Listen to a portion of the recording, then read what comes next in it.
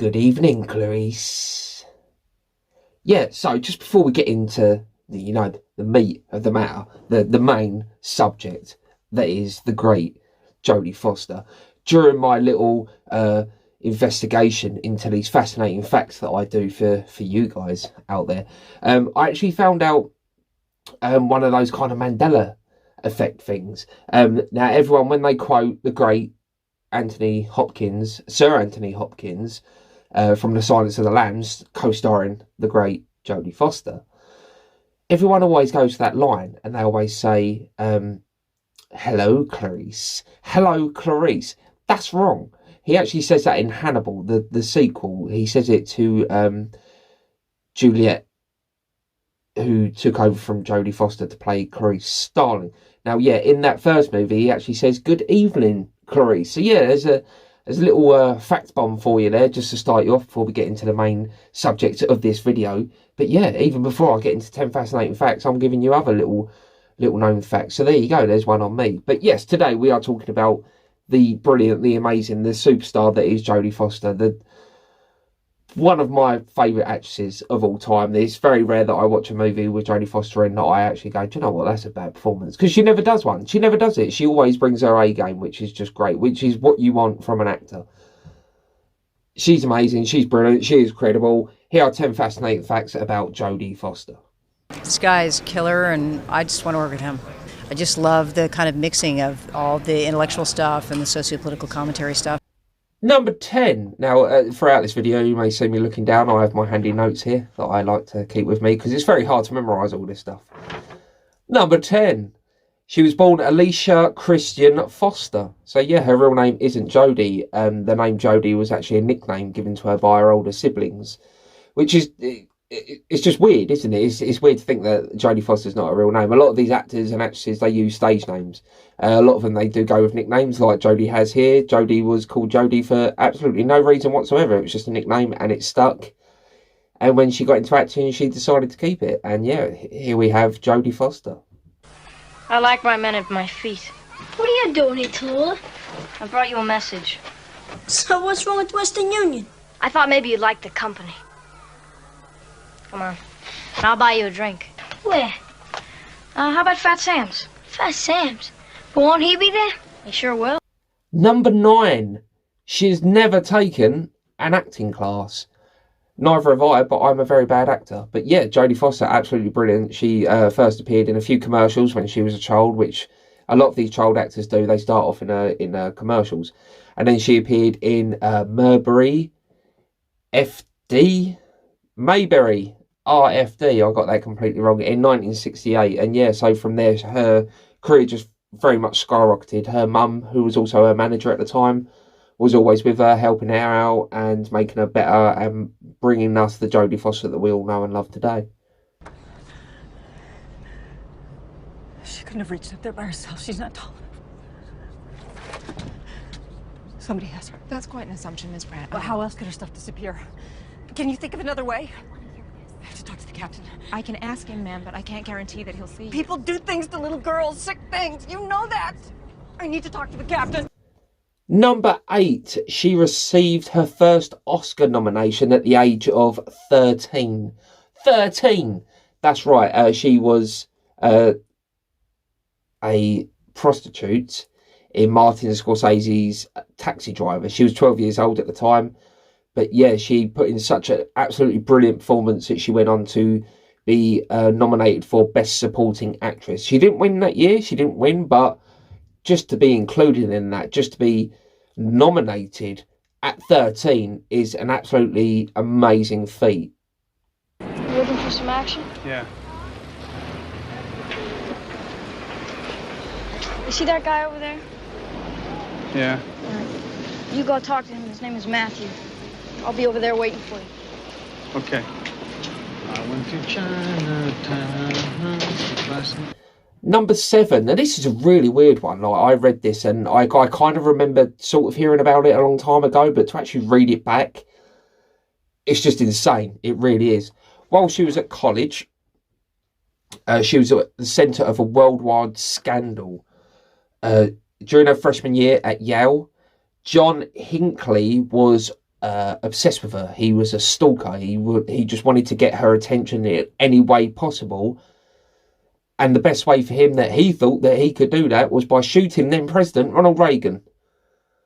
Absolutely insane, absolutely crazy. I don't want to spend too much time on that because I don't want to give it any more, sort of conversation than what it should have, because it's an absolutely terrible act. But yeah, he shot the president just to kind of get her attention. Absolutely insane. Get me Drummond on a secure loop, please. Master power. Got him. David, can you hear me? Yes, I hear. Right, we've got a security breach here. Right behind you, the tall guy, the technician. See him? Ring drive power is off. He's not supposed to be there. Number 6, she made her directorial debut in 1991 in a movie called Little Man Tate. She also co-starred in that movie, and what a performance she gives. And it's just great to know that she not only is directing, but she is part of the action as well. And she absolutely 100% knew what she was doing from all those years of great movies that she's made. So yeah, her directorial debut is such a beautiful movie. That's all I really want to do, Billy boy. I want to leap off this pier and fly high in the air and hang out with the wind and drift with the clouds. And at night with the moon full and the sea wild. I'd meet my lover high on a cliff and we'd swoop down into the ocean and swim all the way and touch the bottom up through the dark water and break the surface. And then we fly to Jamaica for pina coladas. Number 5. Now, this isn't so much about Jodie Foster as much as it is about a movie that she appeared in, but it's very surreal. She was in a movie called The Accused, where she was playing a rape victim, which is very, very terrible. But that whole story was based loosely on a real-life crime that actually happened, and it's absolutely insane. It is a fictionalised account of Cheryl Araujo. I really hope I said that right. I do apologise. But yeah, she was raped by 4 men in 1983, and it went on to be constructed into a screenplay, which Jodie Foster took on, and yeah, the rest is history. It's a very powerful movie. It's very good. Jodie Foster's incredible in it, but yeah, it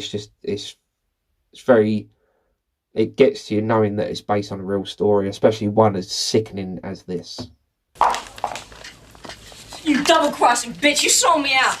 Did you see this? Huh? Did you do this? Is this what you did? Excuse us. Yeah, I wouldn't make a good witness, right? I'm too fragile. My past is too questionable. I'm a drunk, I'm a pothead, a drug addict. I'm just some slut that got bounced around a little bit in the bar, right? So I didn't get raped, huh? I never got raped. Of course you were raped. How come it doesn't say that? How come it doesn't say Sarah Tobias was raped? What the fuck is reckless endangerment? Number 4, going from sickening to absolutely just crazy. I'm going to use the word insane a lot throughout this because some of these facts are just absolutely nuts. When she was a child, on the set of a Disney movie, I couldn't actually find out the exact movie, but if anyone out there knows what movie this is, let me know in the comments down below. She was attacked by a lion. She was mauled by a real-life giant cat lion who actually carried her in his mouth for several feet, I believe it said, a short distance in its mouth. What? Why? How? When? What? Crazy. Absolutely nuts that as a child she was attacked by a lion and it carried her in its mouth. It's just incredible that she's actually, still with us, and that there's, as far as I'm aware, no visible scars. It's mind-boggling. It really is. Good morning. Ah, Mrs. White. Have a seat. Thank you very much. That's all for now. Thank you. Well, what did he say? Well, Detective Frasier turned out to be quite sharp. Number 3, in 1988, she gave birth to her first son, Charles. And in 2001, she gave birth to her second son, Christopher. Now, there's been a long-running sort of rumour throughout her career about what sexual orientation Jodie Foster is. I'm not really sure that's important. It's not. I'm going to throw it over there. But no one actually knew the biological father of these children. They still don't, because she wants to keep her... after what happened in fact number 7, she went very far and above and beyond to keep her personal life secret, which is very much understandable. So yeah, she's never released the name of the biological father of her children. But yeah, by all accounts, she's a great mum. So it doesn't really matter either way. It's just great that she's a really good mum. Oh, Brett. Well, I liked it just now when you called me Brett. One thing. What, Brett? When you're gonna bluff, never tap your fingernails on your teeth. That's your second giveaway. You gotta work on that. Even at a time like this, you're thinking of others.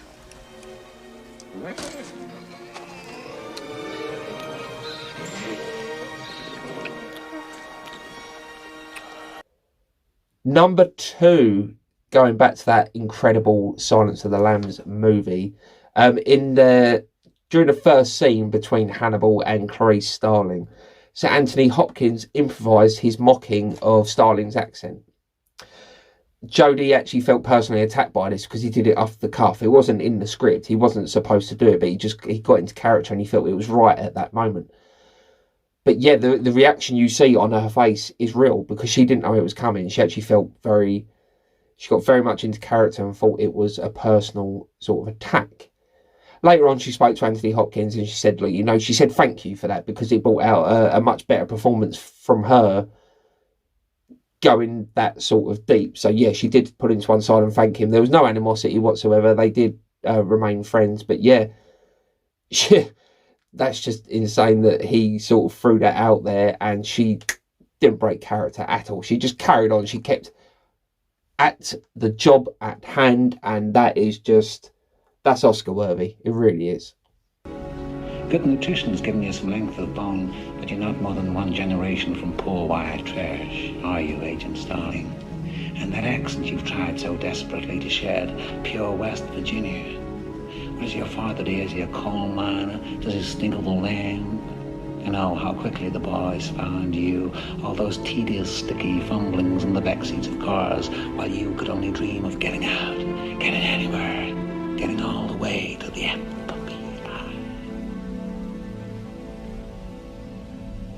You see a lot, Doctor? But are you strong enough to point that high-powered perception at yourself? And number 1, this isn't a big, massive one. I just, personally, I empathise with it and I actually completely 100% agree where she's coming from. Despite a big, lengthy career starting at a very, very young, early age, she still gets quite bad anxiety when she's on set. The reason I understand that is because I get anxiety as well. I get quite bad anxiety. Things like this are actually quite freaky, but I power ahead because I enjoy doing this. It actually, it's very strange, the battle that, people like me and Jodie have to go through on a day-to-day basis. But yeah, she was actually quoted as saying the anxiety of performance is not like anything else because you know if you'll get there or not. There is anxiety when it comes to finding the truth. Absolutely beautiful words there. And I 100% agree with her. Anxiety is it's a battle and it's a struggle. But when you're doing things that you love, you kind of persevere and you learn to live with it and you learn to battle against it. And it's what we do. No dice, Slick. This thing is covered in blood. It's always covered in blood. I have the fucking chip scar, look! Yeah, well, that could be from any dark room in the country. Fine. I'll pay you then, all right? That's against the rules. Yeah, I gotta run checks. You could be a serial, you could be a pede, you could be a terrorist. There's plenty of other hospitals out there. Where the cops are fucking looking for us. You see, that's your job, lady, to fix people like us up, to open the gate! You raising your voice to me? That is also against the rules.